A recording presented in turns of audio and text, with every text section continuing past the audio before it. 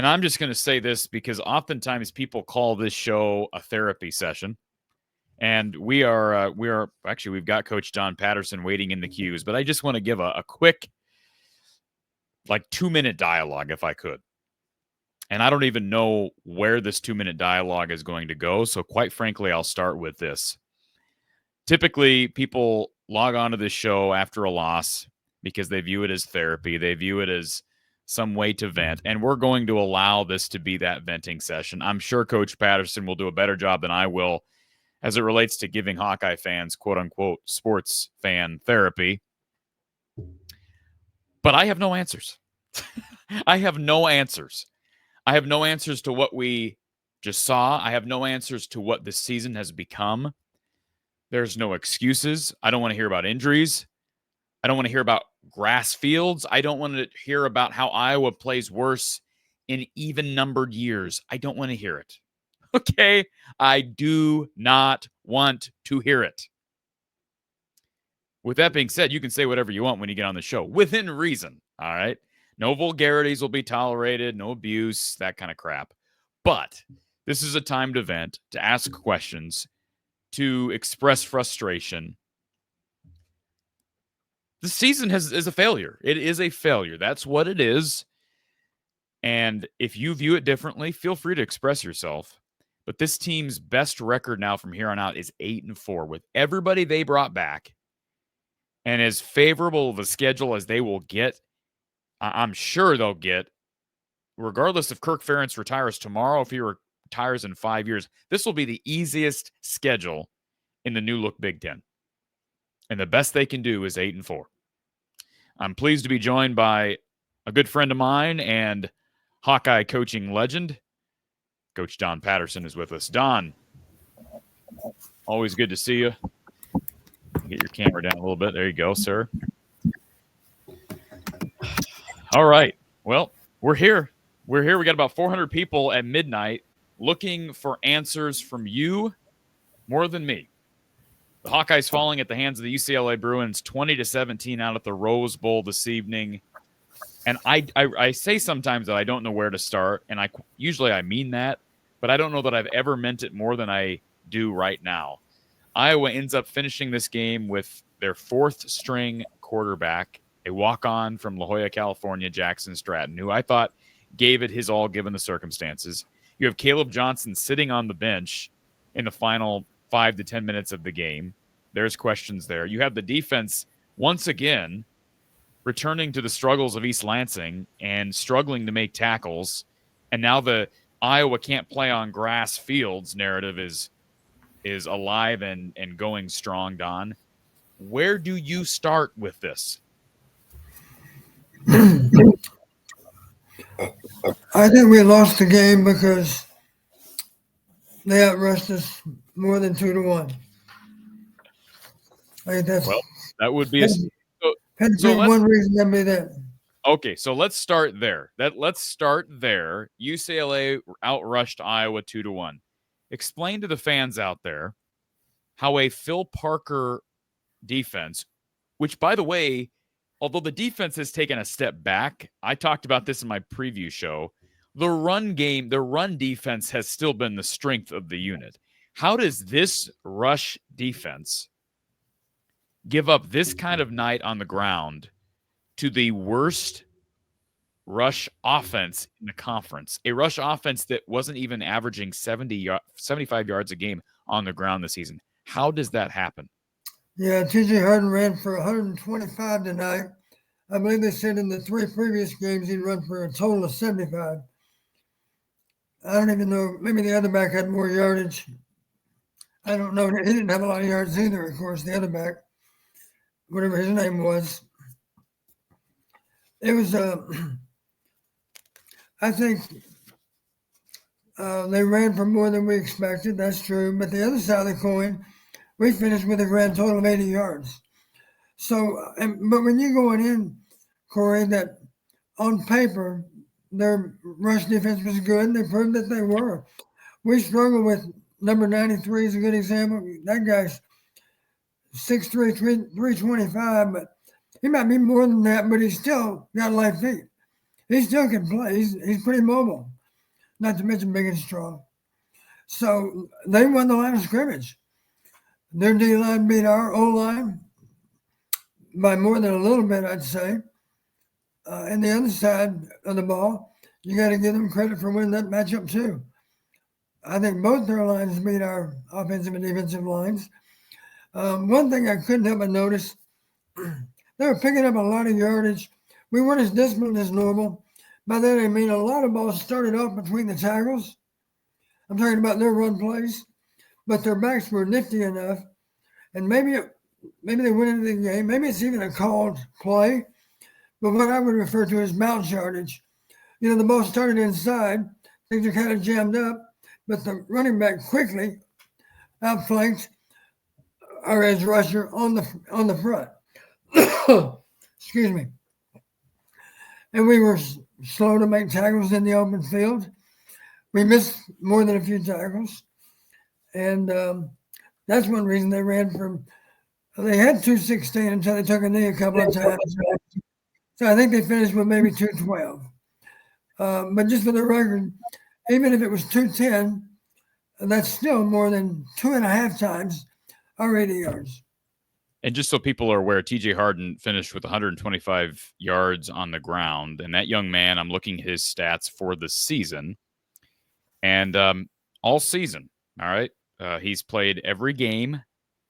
His best performance on the ground was 50, excuse me, let me make sure I get this right. 53 yards in a blowout loss to Oregon earlier this season. He does do a nice job through the air. He gets involved in the passing game. Maybe not quite as much the way he did the damage tonight, 16 yards through the air receiving. But again, his best rushing performance to this point on the season was a 13-carry, 53-yard performance against Oregon. And the most carries he's gotten in a game was that game against Oregon. His second most, 12 against Indiana, 11 last week against Nebraska. He carries it 20 times tonight. So not to kind of press you on this, Don, but I guess I'm going to press you. Okay. You've told me what Iowa failed to do. Again, I'll defer back to my original question. How does this happen against an Iowa defense? Well, I think we missed Higgins a little bit. But having said that, I made a comment. I wrote it down. Harold's playing okay. He was not a bad replacement. He made plays. It wasn't like he scored out. They were giving up yards, though, before Higgins left. True. That's all true. I think it related more to our front four than it did our linebackers. But, we have missed tackles elsewhere, but I bet you won't see very many tackles by those 4 down linemen. I don't think we made many tackles at all with our down guys, with our D linemen. Here's one thing you'll find interesting, Corey. One of the things I always do this time of year, they lost 4 games, of course, in conference before tonight. They're still at 4 losses. I went back and looked at those 4 teams that beat them, and I simply checked to see which parameters did all 4 of those teams have in their favor. Which ones did they win? Because logically, if those 4 teams all won the same parameter, that's a pretty good idea that we should have a chance to win that same parameter too. Here's the depressing part. Those 5 parameters, first downs, that would have to go, I'm pretty sure, to UCLA. I don't know what the numbers are. I don't have the final stats, but hard for me to imagine. I have the final stats, 23-12, Don, first downs. What was the number? 23-12. Wow. I didn't realize it'd be that one-sided. So that's one that we fell on. How about red zone appearances? I'm pretty sure they made it into the red zone more than we did. Thankfully, of course, we were lucky enough to prevent them from scoring at least once down there. Great play. Who was the one that made the play? They stripped the ball. That stripped the ball. That would have been, I got it written down here. I know Harrell was the one that recovered it. I believe that was Kyler Fisher. You're right. It was Kyler. Really a nice play on his part. Because he knew we got to get the ball out because they're going to be on the 1-yard line otherwise. And he did. And thankfully, Harrell, was it Harrell that fell on it? Yes. Yeah. Okay. Anyway, first downs, we didn't win that. Red zone appearances, we didn't win that. Third quarter scoring, we didn't win that either because I believe maybe we were both shut out in the third quarter. I think we were. It was 17-10 at the half, wasn't it? Yes. 17-10 at the half. Yep. Yeah. Critical down success, we got spiked in that, I'm sure. Which is amazing because that was a stat Iowa should the number. First of all, turnovers is a number that Iowa had no business losing that in that category today, and some of that blame goes to Brendan Sullivan, but it's not just Brendan. Turnovers are a team stat to some extent, right? And yeah, well, let's face it, Brendan was under fire a lot of the time with pass rush. Not to make excuses because the first pass was a bad decision. It was just a bad decision. I give credit to the UCLA defender for stripping him on a nice run by Brendan where he's trying to protect the ball and he still gets stripped. Right. So I don't know if could you just give the credit to the UCLA defender for making that play, or do you talk to Brendan about, okay, we've got to figure out a better method of protecting the ball because you're not protecting it correctly? Well, one thing I always told the quarterbacks, you've heard me talk about it, first and second down, protect yourself. I don't know what the down was, but regardless of that, one of the guidelines I always gave them, do not get stood up when you run the football, because when you get stood up, there's time to get the ball out. So pads down. I'm not impressed with the fact that I don't want to see a quarterback leap and try to jump over a guy. That's how a ball comes out a lot of the time too. But in that case, of course, he got stood up and there was some time available to get the ball out. And the guy, to his credit, he did it shortly before Sully was down. Nice play on their part. Mistake on Sully's part. Get your pads down. Be sure you don't get stood up because you're not as big and strong as our running backs. They have more practice in protecting the ball than you do. That's not your game. Get your pads down, get what you can. If it's a critical down, of course, you are a runner at that point. I don't want you to slide unless you know you have the first down. And on early downs, as we said, for sure, protect yourself on early downs. Get on the ground before you take a hit. Let's run through a brief kind of recap here. I'll kind of run through some significant notes from start to finish. Of course, first quarter went great, right? 10-0 lead.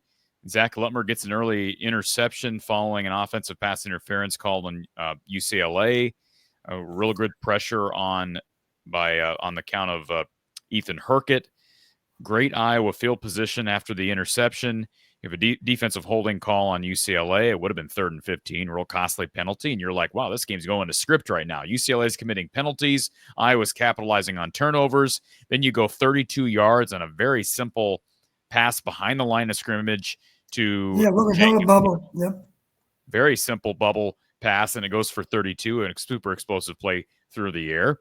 Then what happens? Ethan Garber's another interception, this time at the 3-yard line. So Iowa bends. The defense steps up. You get pressure with Nick Jackson on the quarterback, get a quarterback hit, picked by Quinn Schulte, and Iowa gets the ball back at the 20. Then you go play action, beautiful pass play down the field. Sullivan to Gill for 59 yards. They have to settle for a 24-yard field goal by Drew Stevens, which is unfortunate. That's there's finally a red zone where Iowa does not convert down there with Brendan Sullivan at quarterback, but you're up 10-0. You feel pretty good. UCLA gets down the field, gets in field goal range, and I was actually kind of questioning the decision to go for the 57-yard field goal, but credit the kid for making it. And you felt like that was a big moment in the game, Don. Talk about making that field goal and making it a one-score game as opposed to it being 10-0 and all of a sudden Iowa's back in good field position at that point. That was a huge kick, and I know he missed one later, but that one was big to make it from 55 plus. Yeah, we had, as you said, Corey, we had them 10-0 after the first quarter ended. And even though it's only 3 points, it's an unlikely 3 points because it's hard to make a field goal from that distance, and he did. And now it's a one-score game, as you said. Big difference in being down 10-0 versus 10-3 even. Shortly thereafter, you can see the video where Jay Higgins reaches for his leg, probably a hamstring tweak, I would think, or maybe a pull. I do think he came back, as I recall, from one series, but of course he was out of the game. Really, he was definitely back in the lineup after the video showed him reach for his leg. But I think only for a series, maybe, and then he was pulled for the rest of the game. And as you said, Harold's the one that recovered the fumble. Great job by Fisher of getting to the ball and clubbing the ball out. He actually spiked the ball out. As you saw, great awareness on his part. Truth of it is, Corey, we're down, correct me if I'm wrong, 17. Is this right? 17-10 at the half? Correct. Yeah, 17-10 at the half. But here's the truth. It might have been 31-10. Well, twice we forced them into turnovers in the red zone. That's almost hard for me to even admit. I know where you're going with that, and I understand the reasoning. They're down 17-10 at the half, and they had a couple of red zone turnovers, not to mention the other interception that didn't come in the red zone.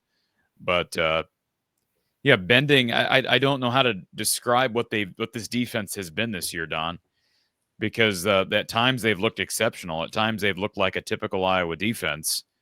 Right. And I mean, there's people, I get it, from last week that are like, how is this the same team on both sides of the ball that we saw against Wisconsin last week? Askabum in the super chat says, worst blocking he's seen all year. And I dismiss this right off the bat, but people want to talk about this. Right. This theory that Tom Kakert brought up last week, and I'm not saying Tom's wrong, but I tend to look more at the schematics and the discipline and the actual gameplay as opposed to field and conditions, if you will. People want to talk about the grass versus turf thing, Don, and Iowa seems to have problems on grass. Let me just say this, whether that's true or not. First of all, for me to admit that that's a growing, like they have a bigger problem losing to teams and struggling to especially on defense, on grass as opposed to turf. First of all, show me data. Don't just say it. Show me data, because then I can bring up how Iowa's dominated Iowa State at Jack Trice for years. Show me data that proves what you're saying is correct, first and foremost. Now, if that's the case, if there is truth to that, Don, that's not an excuse. That's not an excuse. Football's played on grass. Football's played on grass. Now, you may play on artificial turf a lot, but football is traditionally played on grass. That just means you're not a very good football team, right? Well, to be honest with you, Corey, you saw the game just like I did. I remember one play in the game, the entire game, where a player clearly lost his footing, I think because it was grass. That player incidentally played for UCLA, not for us. I don't know if you remember the play, but there was a guy that he was running to his left and he tried to change directions, and he lost his footing. He definitely slipped, I think, because it was a grass field. So maybe I'm certain. Explain to the fans out there, Don, that look at this and say, how did this look so similar to Michigan State? Both games played on the road, on grass, against teams that showed, I mean, UCLA was, I talked about this in my preview. They looked good. They on film and on paper, they were good through the air. They were horrendous on the ground. This is a team that couldn't do anything on the ground. And they go for not only a season high, they may have doubled up their previous season high. So explain to fans how Iowa's defense can have performances like they have at home against the likes of Washington and Wisconsin, and then play teams like Michigan State and UCLA and look like they're on skates. If it's not a field and turf issue, Don. Well, as I mentioned, it seemed to me a lot of the running plays that started off between the tackles, there wasn't a lot of daylight, and their backs were quick enough to actually bounce the play outside. I don't think it was a design call. I think it was simply a back deciding, there's really nowhere to run. I think I would take my chances on the edge. And the problem we ran into, the guy in our front that was responsible for contain, you know what I mean when I say contain, supposed to keep your outside arm free and be sure that you turn the play back inside. That guy got outflanked any number of times. Sometimes it was an outside backer. Sometimes it was an edge rusher. But in both cases, They simply didn't play disciplined football. And it wasn't a special scheme to get the ball wide. It started inside. There wasn't really any good daylight. The back improvised and made yardage up the alley.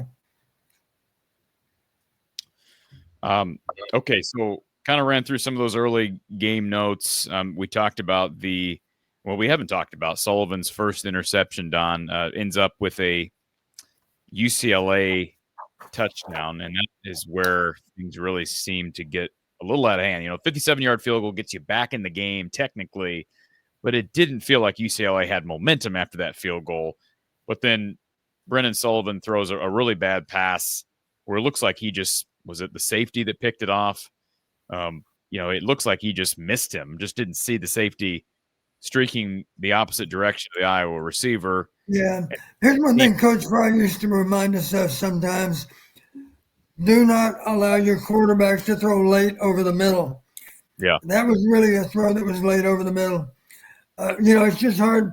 It's so easy for a defender to undercut that route. The ball's far enough down the field. There's some opportunity, of course, for a defender to undercut the route, even though he wasn't immediately in the quarterback's vision. The quarterback sees the receiver downfield. What he doesn't see is this defender that's going to have enough time on that deeper throw to cut the ball off. So you have the interception from Sullivan, ends up with a UCLA touchdown. How about 3rd and 11? I thought this was a tremendous throw from Brennan Sullivan. He takes a big hit on 3rd and 11, but gets it to Dayton Howard. That was an impressive throw. That's what you want out of an Iowa quarterback in that moment. You're right. It was a nice route also. That was what we call a comeback. He pushed probably to maybe 14 yards, put on his brakes, and then came back toward the boundary. Ideal throw, under pressure. Sully got let up after the ball was released. Barely got it out, but he did. Threw it with accuracy. Great route, great catch, great throw. An ideal play. How do you convert on 3rd and 11? By executing with both the receiver and the quarterback. The protection barely held up, but at least we had time to get the ball out. And unfortunately, on the following play, it's Brennan Sullivan stripped on a quarterback run. He's got the ball covered with both arms. The defender is clearly trying to yank at the ball, and he does so successfully. And second turnover, and the Avalanche continues. Zach Lutmer on the following drive is called for a defensive hold on 3rd and 7. Very critical penalty. Puts UCLA in field goal range and gives them a first down. But then UCLA with another turnover. The fumble you mentioned, Don, at the goal line. Kyler Fisher forces it. Jaden Harrell recovers it. Iowa can't take advantage. They punt. Deep UCLA touchdown pass after another big 3rd down conversion. And then on the last play of the second quarter, Hawkeyes are down 17-10. I saw some people sounding off about this one, Don. Seth Anderson with the catch. They don't go Hail Mary. First of all, bad clock management again. I don't even – well, let's not even talk about – I don't even know what we're supposed to say because there's so many other problems. But I don't know why you're letting 5 seconds run off the clock. If you're going to call a timeout in that situation prior to – I don't even know where it was, where we were in that moment, Don. Do you know what down and distance we had? I think Iowa was at like something like their own 40-yard line and maybe like 15 seconds. They run an extra 5 seconds off the clock and then decide they're going to call a timeout. Just another example of bad clock management and bad awareness, especially late in halves. Yeah, I just made the comment on that last possession. Garbage yards, I call them, made by us as the half ends. UCLA up 17-10. At halftime, we had 34 rush yards. That's after we got some garbage yards. You remember Caleb had a couple of carries. They probably were at least 10 yards or more on each of them. But, of course, UCLA is deployed to defend anything going deep. They gladly give up 10 yards at that point because we're operating, of course, in minus territory anyway. And then finally we dumped the ball down one last time, and now we're running the ball all the way down to the 20, but, of course, the clock is reading 0 at that point. Are you, from a coaching perspective, are you telling your receivers in that situation, because I know people are yelling at the TV sets at Seth Anderson to pitch the ball back and lateral it. Are you telling your receivers to not do that in that situation? Well, we had plays designed that were involved laterals, the plays we actually practiced, where the defense is really, really soft. Let's throw the ball underneath and let's have a design play that is an option down the field. Last play stuff, It looked like Jacob was in position maybe to actually do something with the ball. Wasn't he was going to be the pitch man, right? If he pitched it. Who caught that ball? It was Seth Anderson. Seth, that's right. He was down to about the 20, had a couple offensive linemen behind him, had Jacob Gill to his right. Well, I'll be honest with you, Corey. And like you're saying, I believe that last snap we had 4 seconds when the play started. Yes.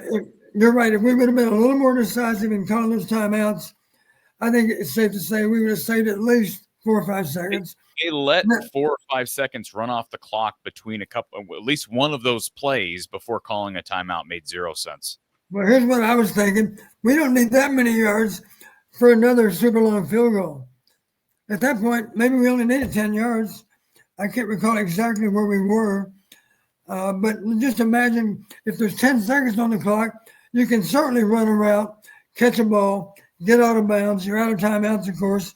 But even if you weren't out of timeouts, the clock's going to start. Wait a minute, under 2 minutes, does the clock stop with the made first down? Yes, maybe it does.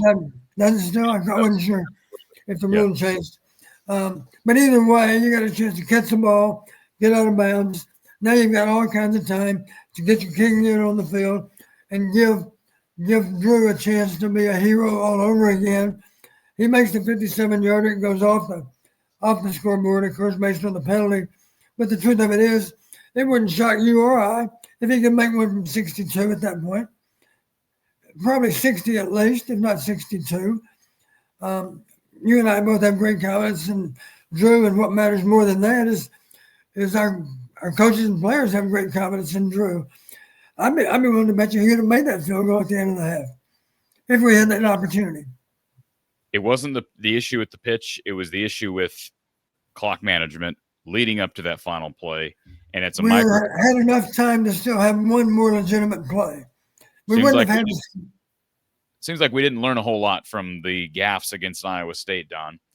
Third quarter, Iowa goes 3 and out to start the third. 4th and 1 after a big hit on Sullivan. And at that point, it seemed like Brendan was really getting dinged up. Don't have a final. We're awaiting. We expect Tom Caker to HawkeyeReport.com to be joining us shortly, but we don't have a final injury update on any of these guys, let alone Brendan Sullivan. UCLA goes 3 and out. Iowa's defense does its job. Then Brendan Sullivan with another interception, running left, throwing middle. Just a bad, just not a good throw. I mean, it's just not a good decision to throw back, kind of not back across the field, but he's a right-handed quarterback running left, just trying to do too much, Don, and throws the interception. Great play by the defender. It was the same kid who made the first interception. UCLA then misses a 57-yard field goal, and in comes Jackson Stratton at quarterback, the previous fourth stringer and the La Jolla native. And I thought Jackson came in and held his own. You knew they were going to go heavy run, even though Caleb Johnson had been struggling all day. Stratton makes a couple of big third down conversions, had a big third down run, which set up a 57-yard field goal for Drew Stevens, which he made. But Iowa ended up taking a penalty on UCLA for jumping over and leaping on an Iowa lineman. Take a first down, automatic first down, big penalty. And it was the right call by Iowa to take that penalty. Jackson Stratton converts another big 3rd down and 7 to Jacob Gill, who, by the way, is our RTI Threads player of the game. We'll talk more about him in just a second. And then another 3rd down conversion to Gill to the 1-yard line. In goes Kamari Moulton for the touchdown. And Iowa ties it up at 17, but the defense cannot hold UCLA as they take the ball inside the 10 and end up with another field goal. Give the ball back to Iowa. Jackson Stratton and the Iowa offense comes up short, 3 and out, and the defense can't get off the field to give the offense another chance. And that was all she wrote, Don. And that response reminded me of Michigan State, Corey. We tie the game up with a nice inspired drive. It's tied up now, and we need the defense to answer and get off the field, and they didn't do it. They drove right back and scored.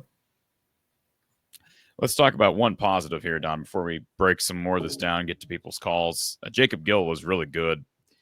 I think he's their best all-around offensive player, not named Caleb Johnson. He's just, I know he had a pseudo drop tonight, and I don't really consider it as a drop because it was almost better that he dropped it. It was a short yardage situation with Jackson Stratton dumping him off into a defender, and he's going to turn and get hit. And I think it's part of the reason he dropped the ball. He just doesn't make mistakes, and he was phenomenal. Made the big play over the top today, and looked like that was going to lead the charge to a comfortable Iowa win.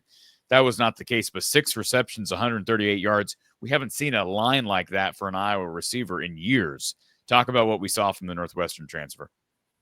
Yeah, I'm very pleased with Jacob. I've gotten to know him very well. What a nice young man. Super player that sets a great example for the younger receivers because he does take a lot of pride in his blocking. He's just a very, very reliable, steady player. And I'm happy for him. I'm sure that was probably his career best through his entire college career, right? The first time he's been over 100 yards, I'm sure. Yes. And that was a really nice throw by Stratton. My gosh, a couple of nice throws on that drive. 3rd and 8 on the plus 22. He was a little bit lucky. He threw a little bit late. The ball was almost picked, but it wasn't. We get a first down on the plus 12. We gained 10 there on 3rd and 8. And then 3rd and 14, another really nice throw for a gain of 15. That was what I would call a bang route. It was kind of an extended slant route by Jacob. The ball was right on the money. Nice catch. And, of course, it sets us up for Kamari's touchdown. Here's one thing I want to talk about, Corey. I'm surprised you're going to bring it up if I don't. I want to take you to the end of the game again. It's 17-17. And then they put a drive together. We defend the goal line at least, but it's a chip shot field goal. Now it's a 3-point game in their favor. 4:49 on the clock. And here we are, our first series of downs, 4th and 5, 4:05 on the clock, and we punt. I would not have punted, and I'll explain why. I know what some people will say in defending the other option of punting. They'll say, well, we're going to get the ball back anyway. My response is, well, if we stop them, we'll get the ball back. And even if we do that, we're going to get it back with very little time left. And, I don't know, maybe 80 or 90 yards to go. So my point is it's not easy to cover 50 yards of real estate when you're fighting the clock. If you approach that 4:05 moment as our last opportunity, just go into it with the mindset, we got 4 downs. We better be prepared to use all 4 of them. And let's not worry about whether or not we can somehow end up with another possession, because even if we do get it back, which we didn't, even if we do, of course, we're going to be really up against it in terms of a lot of field to cover and not much time. The only pushback I'd have for you, Don, and I'm not saying you're wrong, you know a lot better than I would, they only needed a field goal. So I can understand why if you get a good punt out of Reese Dakin in that situation and can get a 3 and out, you have a chance of maybe getting that ball back in field goal range right off the bat. Well, explain to me how you can get it in field goal range. 4th and 5, what's the yard line? We were out on maybe the minus 40. I don't think we were any further. That was a poor punt by Dakin. They ended up with decent field position after the punt. They started on the minus 41. I do have that down. I don't know where we were when we decided to punt. I'm guessing we were on the minus 30 maybe. That would be that'd be a 29-yard punt. Does that sound about right?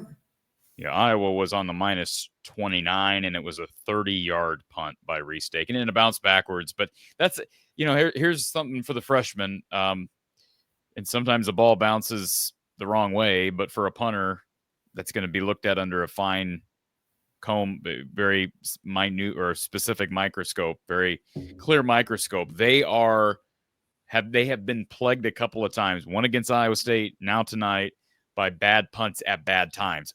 In general, Reese Dakin has been phenomenal as a freshman, but they've had a couple of punts at some bad times. And one of those against Iowa State, let's remember, was preceded by a stupid, deliberate delay of game penalty by Iowa that hurt them with yardage anyways. Now, that didn't happen tonight, but Bad timing on the bad punt. Corey, here's my argument against punting the ball away. We had not done a good job of stopping their offense all night anyway. True. No, I get it. What would make you think they weren't going to run well, even on that last possession? And let's not forget, they were good on critical down long yardage anyway. Sure enough, they convert on 3rd and 9. 3rd and 8, rather. For the record, I'm not telling you you're wrong. I think a lot of fans, including myself, Don, when I'm watching this game, I'm looking at this and just it was almost like I didn't even think twice about it because you know what Kirk's going to do in that situation, especially with a 4th-string quarterback only down 3. I think fans have kind of grown accustomed. You are because you are a coach, but for fans that maybe aren't independent coaches and thinkers from a coaching perspective, they just defer back to what they know Kirk to do over the last 24, 25 years. And in that situation, we know he's punting. So I didn't think twice about it. And, you just hope. Here's another reason I think we should have gone for it on 4th and 5. We're playing with a 5th-string quarterback. You're going to tell me he's going to be able to engineer a game-winning drive with a lot of field to cover and not much time? No, that's not going to happen. And Kirk would say, we don't want to roll the dice on 4th and 5 with a 5th-string quarterback's arm. That's what he's going to tell you. That's the lesser of two evils. That's all I'm saying. He may not agree with that, but I'm not saying you're wrong. Certainly he doesn't agree with it. But right. I'm just telling you that's really the only difference of opinion that I would have based on a lot of those decisions that played out tonight. Adam Lamparello, appreciate the super chat. Says Ferentz is an honorable man, a great coach. His time has passed. Iowa, particularly the offense, will not improve with him. Well, actually, you're wrong on that. It has improved this year, but we can continue. He must go, and Iowa should hire Jimmy Rogers from South Dakota State. Appreciate the super chat, Adam. You're wrong about the offense because it's improved this year. Actually, check your numbers, check your stats. You can argue the defense is taking a big step back, but the comments sort of not real precise, not real accurate. Cody, thank you for the super chat as well. What year will be Kirk's last year?